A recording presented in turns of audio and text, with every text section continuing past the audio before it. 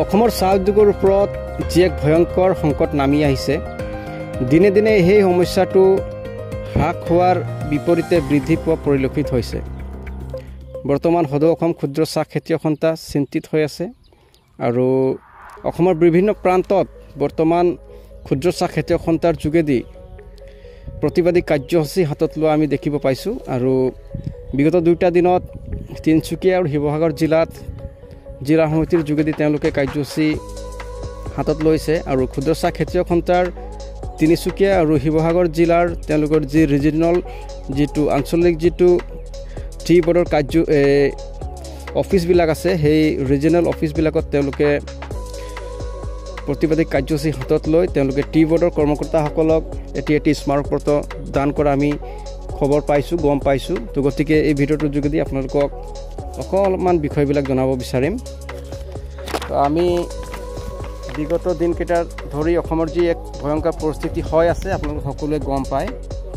আৰু ক্ষুদ্ৰ চাহ খেতিয়ক সন্থাৰ বিষয়ববীয়াসকলে এটা বিষয় জানিব দিছে যে তেওঁলোকে এটা ডাঙৰ এটা বিষয় উত্থাপন কৰিছে যে অৰুণাচল আৰু নাগালেণ্ডৰ পৰা যিবিলাক ক্ষুদ্ৰ চাহ খেতিয়কৰ পাতবিলাক আহে নাগালেণ্ড আৰু অৰুণাচলৰ, তো সেইবিলাক পাততো PPC বেন কৰা কেমিকেলবিলাক পোৱা যায় বুলি কৈছে। কিন্তু তাৰ পৰা যিবিলাক পাত আহে সেই পাতবিলাক টেষ্টিং কৰাৰ একো ব্যৱস্থা ফেক্টৰীবিলাকত নাই। তো গতিকে অসমৰ পৰা যোৱা পাতৰহে অকল টেষ্টিং হ'ব নেকি? অৰুণাচল আৰু নাগালেণ্ডৰ পাতবিলাক কিয় তেওঁলোকে টেষ্টিং নকৰে? এই বিষয়টো তেওঁলোকে উত্থাপন কৰিছে দাবীবিলাকত।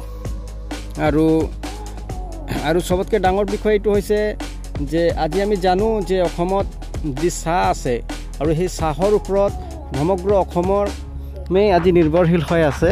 আৰু তাৰ কাৰণে আজি এই যে যিটো এটা সমস্যা হৈ আছে ক্ষুদ্ৰ চাহ খেতিয়ক সন্থা আৰু এই বটলিফ এছ'চিয়েশ্যনৰ মাজত, এইটো এটা চৰকাৰৰ কিবা চক্ৰান্ত হয় নেকি বুলিও তেওঁলোকে এটা ডাউট কৰিছে, এটা সন্দেহ কৰিছে। আৰু তেওঁলোকে কৈছে যে অকশ্যনৰ যোগেদি যদি আমাৰ পাতবিলাক যায়, মানে যিটো মেড টি যিটো বনোৱা হয় ফেক্টৰীবিলাকৰ যোগেদি, সেই পাতটো যদি অকশ্যনৰ যোগেদি যায় তেতিয়াহ'লে আমি এটা উপযুক্ত পৰিমাণৰ এটা দাম পাম আৰু সেই পৰিমাণে ছাপ্লাইবিলাককো আমি এটা ৰেট বান্ধি দিব পাৰিম, যাৰ যোগেদি আমাৰ সৰু সৰু ক্ষুদ্ৰ চাহ খেতিয়কসকলৰে বেনিফিট হ'ব, কাৰণ তেওঁলোকে এটা উপযুক্ত ৰেট পাব। কাৰণ যদি ৰেট নোহোৱাকৈ যদি পাতবিলাক পেলোৱা হয় তেতিয়াহ'লে অসমৰ বিভিন্ন প্ৰান্তত ৰেটবিলাক প্ৰায় বেলেগ বেলেগ হয়। শিৱসাগৰত যদি 40 টকা ৰেট হয়, ডিব্ৰুগড়ত হয়তো 35 টকা হ'ব পাৰে। ডিব্ৰুগড়ত যদি 35 টকা হয় তেতিয়াহ'লে তিনিচুকীয়াত কিজানি 30 টকা হ'ব পাৰে। তো একেটাই চাহ হয়, কোৱালিটি একেটাই থাকে, কিন্তু অসমৰ বিভিন্ন প্ৰান্তত ৰেটবিলাক বেলেগ বেলেগ হোৱাৰ কাৰণে অসমৰ যিবিলাক সৰু সৰু যিবিলাক 5 বিঘা 10 বিঘা সৰু সৰু ক্ষুদ্ৰ চাহ খেতিয়কবিলাক আছে তেওঁলোকৰ বহুত লোকচান হৈ আছে। তো গতিকে এই দাবীবিলাকো ক্ষুদ্ৰ চাহ খেতিয়ক সন্থাই স্মাৰক পত্ৰৰ যোগেদি জনাইছে বুলি আমি গম পাইছোঁ। আৰু তেওঁলোকে কৈছে যে আজিলৈকে মানে অসমত এনেকুৱা এটা ছিষ্টেম নাই, পদ্ধতি নাই, ব্যৱস্থা নাই যে PPC কেমিকেল আছে কি নাই যে টেষ্টিং কৰিব পাৰি, এইবিলাকৰো ব্যৱস্থাবিলাক কৰাৰ এটা তেওঁলোকে দাবী জনাইছে। আৰু ক্ষুদ্ৰ চাহ খেতিয়কৰ